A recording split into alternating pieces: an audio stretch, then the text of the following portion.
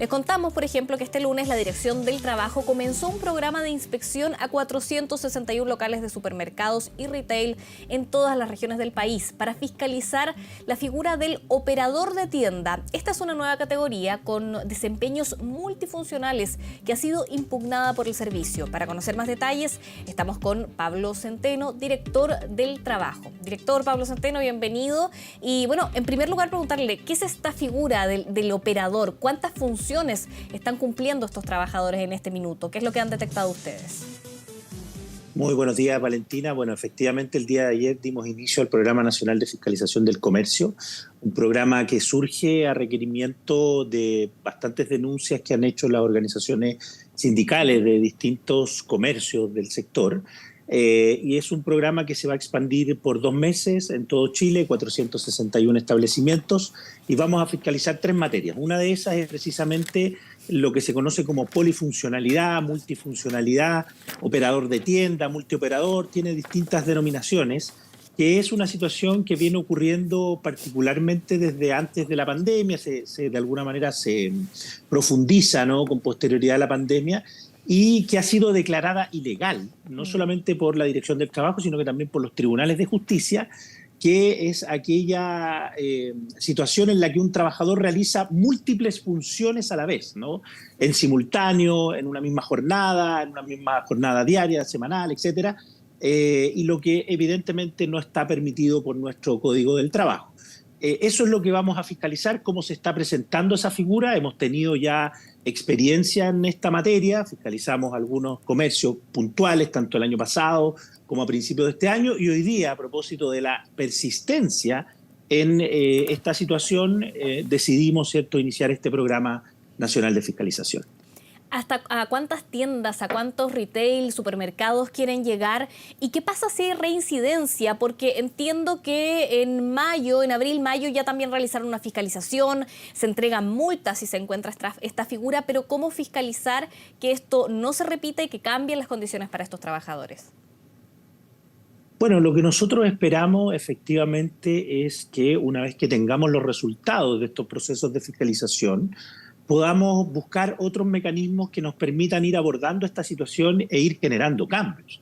Efectivamente, como usted lo dice, no nos interesa simplemente escudriñar en una conducta ilegal, constatarla y sancionarla, y por tanto que eso implique simplemente el pago de multas, pero que la conducta se siga repitiendo.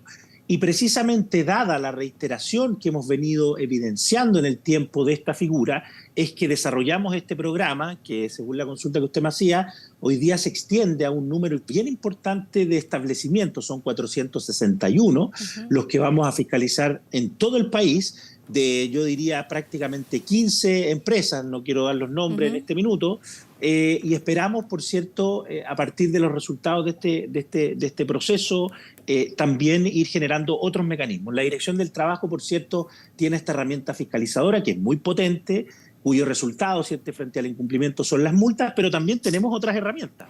Tenemos el diálogo, tenemos la posibilidad de abrir mesas de trabajo, así que lo primero es ejercer nuestra labor principal y nuestra tarea a la que estamos llamados por ley, que es la fiscalización, y luego veremos con los resultados. No hay que olvidar que esto es un proceso, y por tanto las empresas también tienen sus herramientas para poder de alguna manera actuar dentro del proceso, así que vamos a esperar los resultados para luego entregarlos, darlos a conocer y ver efectivamente cuáles son las situaciones que tenemos que abordar con mayor profundidad. Director, este operador de tienda, como para graficarlo, por ejemplo, es una persona que en un supermercado puede estar quizás en la caja, luego de reponedor, luego realizando otro tipo de funciones. ¿Esa sería la figura, realizando muchas funciones a la vez según la necesidad que se dé en esa tienda, en ese supermercado? Efectivamente, esa es la situación. A mí me ha tocado personalmente, porque he estado en estos procesos participando muy activamente, digamos, incluso en los procesos de fiscalización, constatar situaciones en donde un trabajador o una trabajadora está un rato en la bodega despachando para el e-commerce, luego tiene que estar en friambería cortando jamón y queso, luego eventualmente tiene que pasar a las cajas y así después reponer cierta mercadería, lo que tiene varias implicancias, no solamente desde el punto de vista de la polifuncionalidad, por lo que significa, sino que también comprenderá usted que cada función tiene sus propios riesgos asociados, por ejemplo. y por tanto no es que a ese trabajador y trabajadora se le dé una charla de prevención o se le capacite necesariamente para todas estas funciones. Entonces, hay una serie de materias que están asociadas a esta polifuncionalidad que efectivamente estamos estudiando, estamos fiscalizando. Insisto, esto es un proceso que viene profundizante de muy fuertemente en el último tiempo, así que esperamos, por cierto, con esto dar luego... dígame, perdón. Sí, director, no, lo vamos a interrumpir un segundo. Le pedimos que nos espere. Habíamos hablado ya sobre este tema. Y para retomar la conversación, ¿qué puede hacer un trabajador, por ejemplo, si ve que está en esta función? ¿A qué tiene que estar atento quizás cuando firma un contrato de trabajo? ¿Cómo puede recurrir también a la dirección del trabajo si se encuentra en este escenario del que estamos conversando, director? Y gracias por esperarnos. Bueno, efectivamente nuestra legislación establece un derecho para el trabajador que está establecido en las normas que regulan esta materia. Primero es que se señalen las funciones, ¿no? Sean complementarias, alternativas, y lo que ha dicho nuestra institución y los tribunales de justicia es que debe responder a una misma naturaleza. Y por tanto, claro, ser reponedor, como usted decía, estar en bodega, luego en caja, luego en fiambre, luego en carnicería, no sería una modalidad legal, ¿cierto?, en este caso. Y ahí lo que hay que estar atento, por cierto, es cómo se regulan estas funciones en el contrato de trabajo específicamente, cuando un trabajador o trabajadora va a suscribir este contrato de trabajo, y podría perfectamente señalar que no va a firmar ese contrato. Hay un procedimiento ahí que tiene que seguir el empleador ante la dirección del trabajo. Recuerde usted que el contrato de trabajo es consensual, ¿no? Es decir, basta que exista consentimiento, pero se escritura por vía de una exigencia formal para probar luego la existencia de ese contrato, y por tanto hay 15 días desde que el trabajador inicia o la trabajadora inicia sus labores. Hay un procedimiento ahí. Muchas veces estos procedimientos no se ocupan mucho porque se desconocen, la situación de la relación laboral siempre es un poquito desequilibrada, bastante en algunos casos, y por tanto también genera a veces el temor de muchas veces decir, mire, yo no estoy de acuerdo con esto, podría generar algún tipo de represalia, pero existen estos procedimientos, están regulados, el trabajador puede perfectamente decir, mire, no estoy de acuerdo con estas funciones, el empleador puede discutir esa situación, pedirle a la inspección del trabajo que intervenga incluso para que se resuelva. Entonces, hay una serie de mecanismos. Lo otro es que, claro, si ya se está desarrollando el trabajo propiamente tal y ese trabajador o trabajadora estima que la polifuncionalidad, el cargo que está ejerciendo, no se adecúa a la ley producto de lo que hemos señalado, puede hacer un reclamo ante cualquiera de las oficinas que nosotros tenemos a nivel país, 87 oficinas a nivel nacional, y también en nuestra página web, en donde tenemos disponibilizado, ¿cierto?, la posibilidad de generar reclamos de carácter laboral. Y recordar además que todo trabajador y trabajadora que presenta un reclamo, sea en la Inspección del Trabajo, sea en tribunales de justicia, no puede sufrir represalias. Hay una garantía que se llama garantía de indemnidad, que de alguna manera es una vulneración de derechos fundamentales si es que un trabajador o trabajadora es despedido, no sé, cualquier tipo de represalia que pueda sufrir por ejercer finalmente un derecho, que es la tutela administrativa o judicial que ampara nuestra Constitución y nuestro ordenamiento jurídico. ¿A qué multas se expone una empresa si no está cumpliendo con la normativa o si tiene a trabajadores en estas condiciones? Las multas que podrían llegar a aplicarse en este caso son 60 UTM. El año pasado, este año, perdón, en el caso que usted aludía, ¿no?, que hicimos un programa en la materia, pero en una empresa específica, a requerimiento también de los trabajadores y trabajadoras de esa empresa, llegamos a aplicar cerca de 400 millones en multas. Entonces, no son montos menores, y por tanto el llamado en este sentido es que, por cierto, veamos estas situaciones, las abordemos. Nosotros lo hacemos a través, insisto, de la fiscalización, pero también tenemos otras herramientas, porque lo que nos interesa, insisto, es que se cumpla la normativa laboral y por tanto tengamos garantizados los derechos de las y los trabajadores en nuestro país. Director, y ahí el trabajador, ¿cómo puede? Lo abordamos un poco en la conversación anterior, pero para retomarlo, ¿cómo el trabajador también puede resguardar que se cumpla con sus funciones? O sea, va a la dirección del trabajo, se puede pasar una multa, pero luego, ¿cómo hacer el seguimiento de que todo esté en orden? Bueno, claro, nosotros tenemos la herramienta de la fiscalización, cuyo corolario finalmente es la multa en el caso de detectar una infracción, y en ese caso lo que la empresa debiera hacer es adecuar su conducta a la legalidad, ¿no? Eso es lo primero. Y por tanto, ese trabajador o trabajadora, si la empresa solo paga la multa pero no adecúa su conducta y sigue en infracción legal, quien tiene la herramienta de obligar a la empresa a cambiar esa conducta, so pena de otro tipo de medidas, de apremios, son los tribunales de justicia. Ahí no somos nosotros, no tenemos esa facultad por ley, digamos, simplemente nosotros aplicamos multas, podemos llegar incluso a la suspensión en eventos muy graves que tienen que ver con otro ámbito de materia, pero son los tribunales laborales los que en este caso podrían, en el evento de un caso muy concreto, trabajador que está en esta situación, presenta un reclamo, una denuncia, ¿cierto?, en la inspección va, constata la infracción, multa al empleador y el empleador paga la multa, pero mantiene la conducta,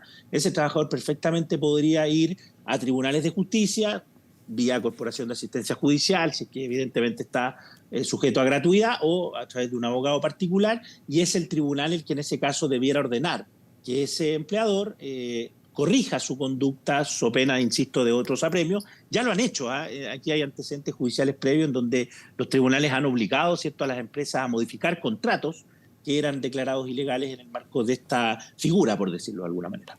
Director, quería llevarlo a otro tema porque hay un fallo de la Dirección del Trabajo que salió este 1 de septiembre que declaraba ilegal acuerdos en empresa minera que combinaban teletrabajo y presencialidad. ¿Qué pasa con esto? Esto es igualmente algo que se ha estado aplicando en el último tiempo. Acabó la alerta sanitaria, de hecho hay muchas personas preocupadas por ya la imposibilidad de acudir al teletrabajo como una opción, sobre todo quienes tienen familia, están en esa situación o quienes realizan labores de cuidado. Entonces, ¿qué pasa con este fallo de la Dirección del Trabajo? ¿Se va a aclarar? ¿A qué apunta? ¿Se traspasa hacia otro tipo de empresas? Sí, yo ahí quiero ser muy preciso. Ayer lo dijimos a propósito de una entrevista. Nosotros vamos a precisar este ordinario que salió el día viernes, un ordinario que de alguna manera lo que hace, para explicarlo muy bien, es ante una consulta particular que realizó un sindicato, aplicó una doctrina que está en un dictamen del año 2020. ¿Y qué es lo que dice este dictamen del año 2020? Es que no es posible combinar en una misma semana jornada de trabajo presencial con limitación de jornada, es decir, sujeta a la regla de 45 tope como semanal, con trabajo o teletrabajo, mejor dicho, sin limitación de jornada, es decir, sin este límite de las 45 horas. ¿Y por qué dijo esto este dictamen del año 2020? Porque lo que no queremos es trabajadores trabajando más allá de las 45 horas, ¿cierto? Y en ese caso, como la ley de teletrabajo, que es del año 2020, permite, en el caso del teletrabajo, tener trabajadores sin limitación de jornada, lo que nosotros dijimos el año 2020 es que no podía compatibilizarse estos dos regímenes, que es distinto a decir que en una misma semana es posible combinar teletrabajo con trabajo presencial, pero en la medida que en ambos casos se esté sujeto al límite de 45. Eso es básicamente. Entonces, efectivamente entendemos, y ahí hacemos la autocrítica de que pudo no quedar muy precisado esa situación, lo vamos a aclarar, lo dijimos el día de ayer, estamos prontamente emitiendo un nuevo instrumento, un nuevo ordinario que nos permita precisar de muy buena forma, porque entendemos además, y yo lo he dicho desde el primer día, incluso antes de que terminara la alerta sanitaria, que hoy día tenemos una ley de teletrabajo y que esa ley de teletrabajo es perfectamente aplicable, más allá de si existe o no alerta sanitaria. Y en ese sentido entendemos que en muchos trabajadores y trabajadoras en nuestro país ya se aplica esta modalidad híbrida, ¿cierto? Incluso con mezclas en la misma semana, trabajo presencial y trabajo teletrabajo. Entonces, en ese sentido, en ningún caso generamos un obstáculo, ¿no? Y por tanto, cualquier confusión, lo dijimos en un comunicado público también el día viernes, la vamos a aclarar. Muy cortito, si un trabajador o trabajadora necesita quizás el trabajo híbrido, ¿lo puede plantear a su empleador bajo la ley de teletrabajo?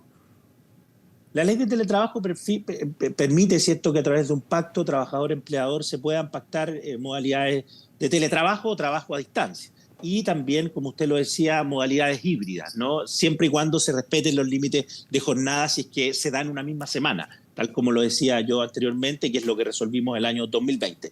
Ocurre que, claro, esta es una situación que queda entregada a las partes, al acuerdo de las partes, y por tanto hay que revisar igual todas las situaciones, porque a mí me preguntaban, bueno, ¿y qué pasa con el teletrabajo a partir del 1 de septiembre? Y yo decía, hay que distinguir, porque si ese teletrabajo estaba dado, ¿cierto?, la causa era la ley de teletrabajo y no las situaciones excepcionales de la alerta, ese teletrabajo no tiene por qué cambiar. Emana de una ley general, vigente, aplicable, y es distinta a las situaciones que se activan a propósito de la alerta sanitaria por COVID.